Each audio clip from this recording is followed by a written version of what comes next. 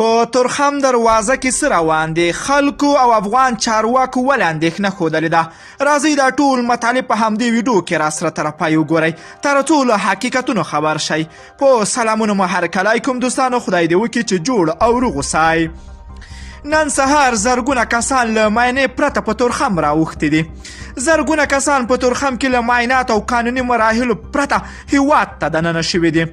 په تورخم کې افغان چارواکي دوی غوښتل چې له پاکستان راتلونکي خلک معاینه کړي او تر هغه وروسته هیواد ته د ننوتو اجازه ورکړي.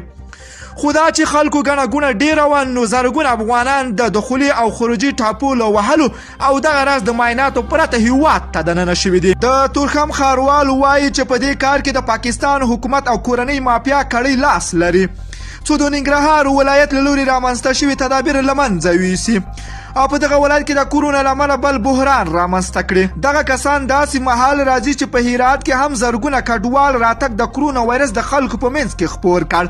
هلته هم د تدابیرو د نه موجودیت له امله په کورونا اخته کسان هرات ته ننوتل او اوس هم په دغه ولایت کې د کورونا تر ټولو ډېرې مثبته پیښې ثبت شوي دي. د زرګونه کسانو د راتګ داسې مهال ده چې په پاکستان کې تر دې دمه د کورونا له امله 450 کسه مړه شوي دي او 3840 مثبتې پیښې ثبت شوي دي. دوستانو، ستاسو راځئ خواږه نظرونه په کمنټ کې راسره ولیکئ چې باید څه ترسره شي د تورخم لاره کې چې نور مشکوک کسان افغانستان ته راداخل نشي.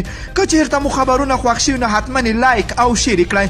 که غواړئ له تازه او دقیقو معلوماتو خبر شئ، د پښتو نیوز چینل حتما در سره سبسکرایب کړئ. نور مو په پاک رب سپارم. الله مو مل شاخ وخت درته غواړمه.